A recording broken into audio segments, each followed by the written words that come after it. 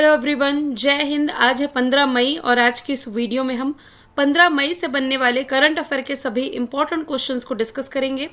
तो quick revision कर लेते हैं। देखिए, कल तो हमने वीकली रिवीजन किया था, लेकिन इसके पहले सैटरडे को हम लोगों ने पढ़ा था कि 42वें क्रम का जो आसियान समिट है ये इंडोनेशिया में आयोजित किया गया। 13वां भारत रत्न अम्बेडकर अवार्ड से सम्मानित किया गया उत्तर प्रदेश के मुख्यमंत्री योगी आदित्यनाथ को। गूगल के द्वारा एक नया chatbot AI chatbot Bard launch किया गया है। तुंगनाथ मंदिर उत्तराखंड में है जिसे राष्ट्रीय स्मारक घोषित किया जाना है। डिजिटल स्वास्थ्य कार्ड बच्चों के लिए लॉन्च करने वाला पहला राज्य उत्तर प्रदेश बना है। पॉड टैक्सी ये पहली बार भारत में चलाई जानी है नोएडा से। अंतर्राष्ट्रीय नर्स दिवस 12 मई को मनाया गया। और अभी हाल ही में भारत ने अपने पड़ोसी श्रीलंका को आर्थिक संकट से जो कि ग्रसित था इसे हेल्प करने के लिए 1 बिलियन के क्रेडिट लाइन देने की घोषणा कर दी है। ये सभी क्वेश्चंस ऑलरेडी हम लोगों ने कल सॉल्व कर लिए थे, कल नहीं यानी कि सैटरडे को।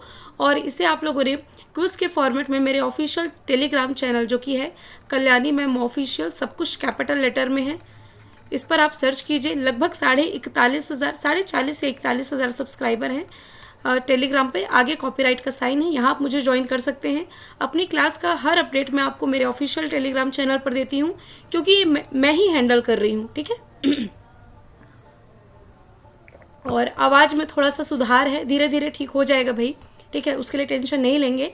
और जैसा कि मैंने आप लोगों को वादा किया था कि जनवरी 2023 से लेकर के अप्रैल 2023 तक का जो डेटा है ये A4 साइज फॉर्मेट में आप लोगों को प्रोवाइड कराऊंगी।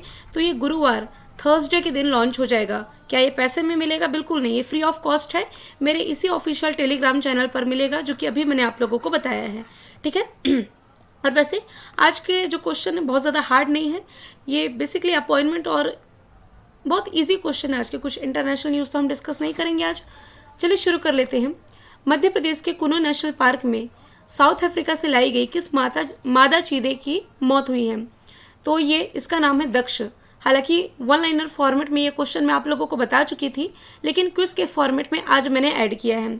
इसे हम समझ लेते हैं। देखिए, मध्य प्रदेश के नक्शे में कई बार इसे हम डिस्कस कर चुके हैं, इसलिए आज मैंने अफ्रीका महाद्वीप का जो नक्शा है ये रखा है। देखिए, मध्य प्रदेश के नक्शे में कुछ यहाँ पास, यदि मैं यहाँ बनाऊँ मध्य प्रदेश का नक्शा, तो ये बुंदेलखंड वाला जो क्षेत्र है ना, यहाँ श्योपुर जिला है और इसी श्योपुर जिले में है कुनो नेशनल पार्क, जिसके बारे में हम डिस्कस कर रहे हैं।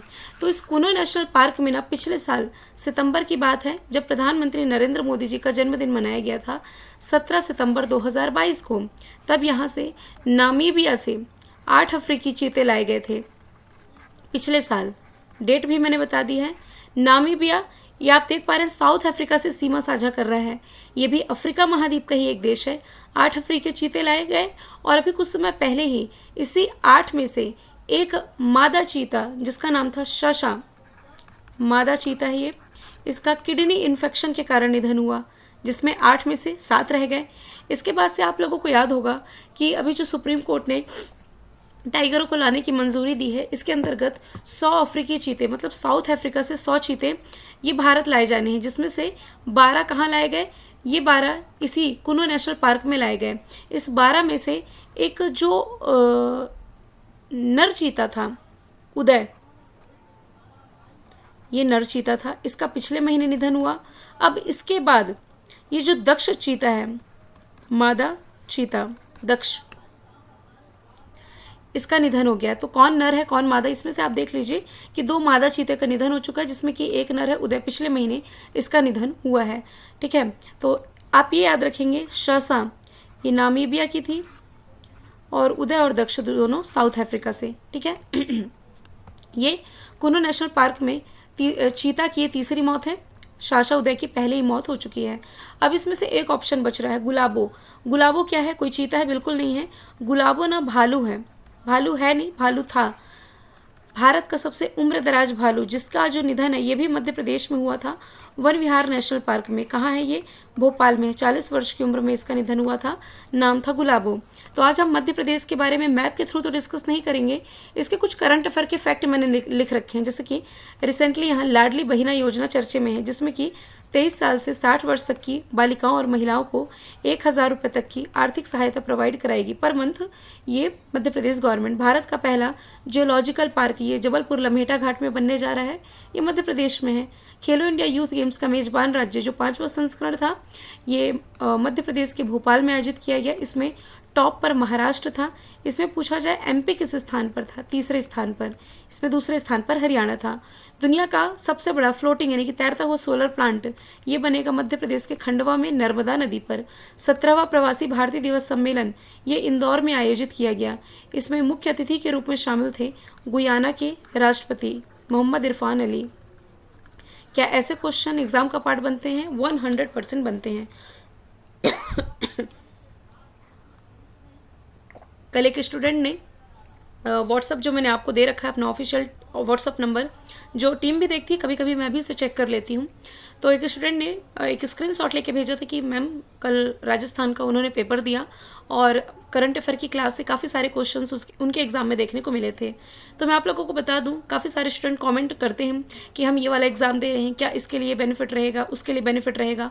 मैं आपको बता दूं, इंडिया में आप कोई सा भी एग्ज़ाम देने जा रहे हैं, कोई सा भी वनडे एग्ज़ाम, चाहे किसी भी स्टेट पीसीएस का हो, रेलवे का हो, एसएससी का हो, कोई सा भी एग्ज़ाम देने जा रहे हैं, करंट अफेयर बहुत सेलेक्टेड होते हैं। सभी एग्ज़ाम को टारगेट करते हुए कंटेंट तैयार किए जाते हैं। तो बिना, मैं तो कहूँगी आंख बंद करके आप भरोसा करिए करंट अफेयर के कंटेंट पर। जो पुराने स्टूडेंट हैं डेफिनेटली वो जानते होंगे कि ये करंट अफेयर मतलब 15 मिनट में आपको पूरे यूट्यूब में, मैं मान ही नहीं सकती। देखिए मैं कॉन्फिडेंट के साथ कह रही हूँ, ओवर कॉन्फिडेंट नहीं है, बिल्कुल नहीं है, क्योंकि मैं भी काफ़ी सारी चीज़ें सर्च करते रहती हूँ। मुझसे बेहतर पढ़ाने वाले टीचर आपको यूट्यूब पर मिलेंगे जो मुझसे लाख गुना अच्छा कंटेंट, मुझसे लाख गुना बेहतर पढ़ा सकते हैं। लेकिन मैं ये दावे के साथ कह सकती हूँ कि इतने कम समय में सब कुछ पूरा content with option, with GK, with map, geography relate करते विथ ऑप्शन, ये 15 से 20 मिनट में आपको पूरे यूट्यूब में नहीं मिलेगा। तो थोड़ा सा ट्रस्ट कीजिए आप कंटेंट पर। करंट अफेयर के लिए तो आप एकदम निश्चिंत रह सकते हैं मेरे कंटेंट से कि आपके एग्जाम में इससे बाहर करंट अफेयर का क्वेश्चन नहीं जाना है, ठीक है। तो बस यही कहना था मुझे। तो मध्य प्रदेश को हमने रिलेट कर लिया, ऑप्शन भी देख लिए। अब चलिए मैप के थ्रू आज हम 2 कंट्री देख लेते हैं। एक तो नामीबिया है, दूसरी साउथ अफ्रीका है। तो यदि हम बात करें नामीबिया की, जो कि साउथ अफ्रीका के ऊपर में ही है, चीते लाए गए, ये मैंने आप लोगों को बता दिया है। साउथ अफ्रीका की तरफ यदि हम आए तो साउथ अफ्रीका की 3 कैपिटल है, प्रिटोरिया, केप टाउन और ब्लोमफोंटेन। करेंसी यहाँ की क्या हो जाएगी? साउथ अफ्रीकन रैंड हो जाएगी, ठीक है। और यहीं से ना आप लिम्पोपो रिवर रिलेट करेंगे। लिम्पोपो रिवर जो कि मकर रेखा को 2 बार काटती है, अंत में ये इंडियन ओशियन यानी कि हिंद महासागर में आकर के गिर जाती हैं। ध्यान से पढ़िए, फीफा नहीं फीबा लिखा हुआ है, इंटरनेशनल बास्केटबॉल फेडरेशन। इसमें जो पुरुष वर्ल्ड कप होगा 2027 का पता नहीं क्या ही हो गया गले को, पहली बार ऐसा हुआ है कि 1 हफ्ते से ज़्यादा हो गया गला खराब हुए। आप लोग जो उपाय बताते हैं ना कमेंट बॉक्स में कि गर्म पानी से ये करो वो करो, सब कुछ चल रहा है भाई, सब कुछ। डॉक्टर की दवाई भी चल रही है, समझ में नहीं आ रहा है कि इतने लंबे समय से ठीक क्यों नहीं हो रहा है। पहले भी गला ख़राब होता था, मैक्सिमम 2 दिन में 3 दिन में ठीक हो जाता था, अब तो 10 दिन होने जा रहे हैं लगभग। देखते हैं कब तक ठीक नहीं होता। कंटेंट तो छोड़ेंगे नहीं, डेली करंट अफेयर प्रोवाइड कराते रहेंगे। तो देखिए 2027 में जो बास्केटबॉल वर्ल्ड कप होगा पुरुषों का, इसका मेजबान होगा कतर। ऑप्शन नंबर ए इसका राइट आंसर हो जाएगा। तो इस बार का जो होगा 20वां संस्करण होगा, कतर इसे होस्ट करेगा। इंडिया के नक्शे में आप देख सकते हैं कतर की लोकेशन, इसकी कैपिटल हो जाएगी दोहा, करेंसी हो जाएगी कतरी रियल। और यदि आप लोग करंट अफेयर से अपडेट रहते हैं तो आपको मालूम होगा, हालांकि आप इसे स्पोर्ट्स से ही रिलेट कर सकते हो, यहाँ फीबा का डिस्कशन आया है। यदि आप रिलेट करें फीफा को, तो फीफा मेंस वर्ल्ड कप जो 2022 का रहा ना, इसे होस्ट किया गया था कतर के द्वारा ही। इसमें विजेता कौन था? विजेता इसमें रहा था अर्जेंटीना। अर्जेंटीना फ्रांस को हरा करके विजेता रहा था। तो 2027 में ये FIBA men's basketball world cup host करेगा। यदि मैं बात करूं इंटरनेशनल बास्केटबॉल फेडरेशन की, तो इसकी जो स्थापना है 18 जून 1932 में की गई। स्विट्ज़रलैंड में हेडक्वार्टर है, हमाने नियांग इसके अध्यक्ष हो जाएंगे। और ये वही स्विट्ज़रलैंड है जिसने कि अभी कुछ समय पहले ही सबसे लंबी पैसेंजर ट्रेन का ट्रायल किया था। अब कतर इसका राइट आंसर है। कतर के बारे में हम डिस्कस कर चुके हैं, फीबा के बारे में भी डिस्कस कर चुके हैं। भारत के बारे में यदि मैं बात करूं तो FIH men's hockey world cup 2023 ये भी भारत ने ही होस्ट किया था। इसमें विजेता कौन था? तो विजेता इसमें रहा था जर्मनी। जर्मनी बेल्जियम को हरा करके विजेता बना था। कॉमनवेल्थ गेम्स 2022 अच्छा, FIH ये 2022 का है ना। कॉमनवेल्थ गेम्स 2022 ये इंग्लैंड के बर्मिंघम में आयोजित किए गए, जिसमें कि पदक तालिका में टॉप पर ऑस्ट्रेलिया था। इसमें इंडिया की रैंकिंग चौथी थी। इंडिया ने टोटल 61 मेडल जीते थे। फ्रांस की यदि मैं बात करूं तो देखिए नेक्स्ट ईयर जो समर ओलंपिक यानी कि ग्रीष्मकालीन ओलंपिक होंगे, ये फ्रांस के पेरिस में ही आयोजित किए जाएंगे। और इसके लिए जो मस्कट है ये भी लॉन्च हो चुका है। इसका नाम क्या है? Friesian cap. ठीक है।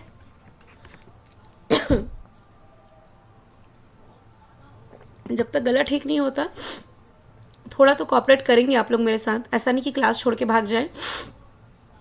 आगे चलते हैं। लग्जरी फैशन ब्रांड है जूसी। इसके पहली भारतीय वैश्विक ब्रांड एम्बेसडर कौन बनी है? गुची भी बोलते हैं इसे।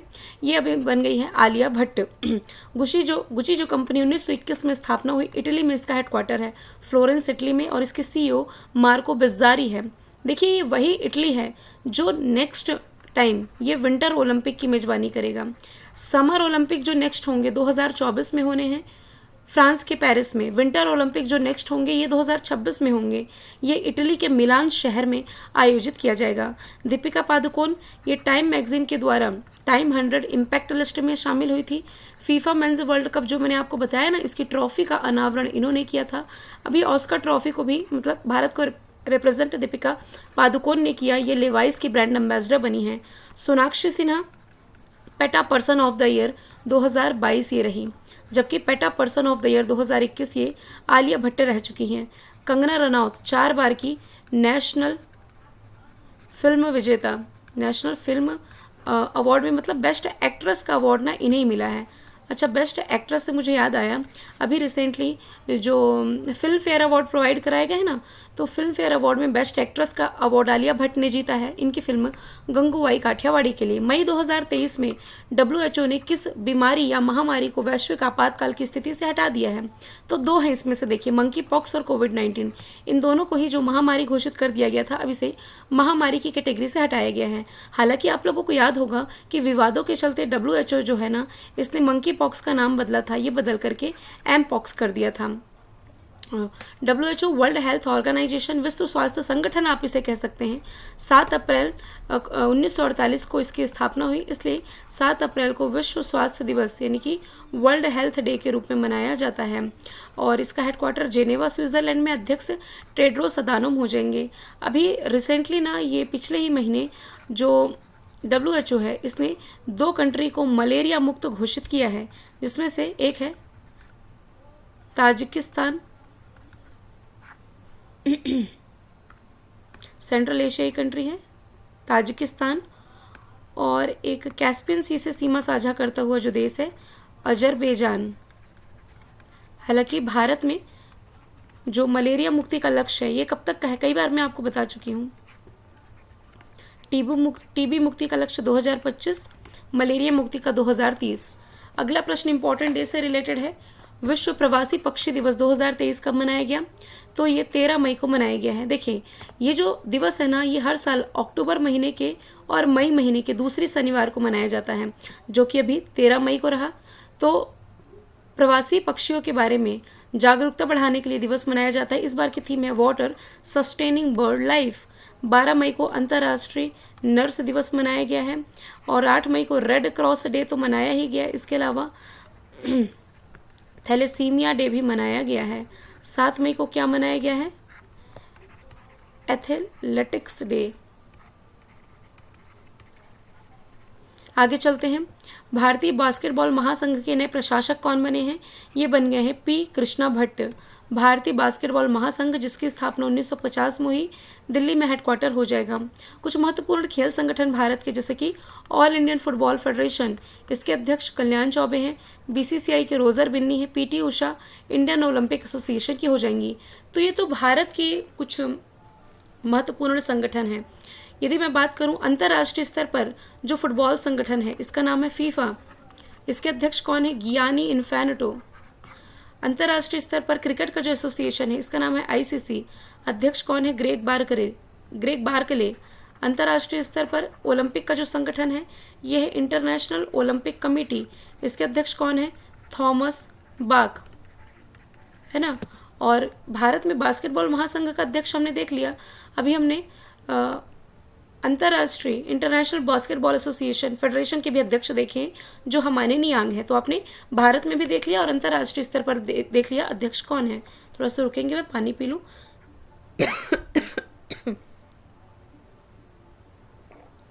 खान सर के एप्लीकेशन पर भी सेम दिक्कत हो रही है। स्टूडेंट हालांकि काफ़ी ज़्यादा कोऑपरेट कर रहे हैं। आई नो काफ़ी सारे स्टूडेंट ऐसे भी हैं जो खान सर के एप्लीकेशन से या उनके क्लास से आके यहाँ पढ़ते हैं करंट अफेयर। तो उनके लिए थैंक यू सो मच, क्योंकि आप लोग बहुत ज़्यादा सपोर्ट कर रहे हैं कि चलो गला ख़राब है तो कम से कम चिढ़ा तो नहीं रहे हैं कि मैम गला ख़राब हो गया, क्लास कर रहे हो ऐसा वैसा। ठीक है, थैंक यू सो मच उसके लिए। कोशिश करूँगी कि अभी से जल्द रिकवरी हो सके, क्योंकि मैं खुद फ्रस्ट्रेट हो चुकी हूँ अपने गले से। ठीक है ना, तो चलिए आगे चलते हैं।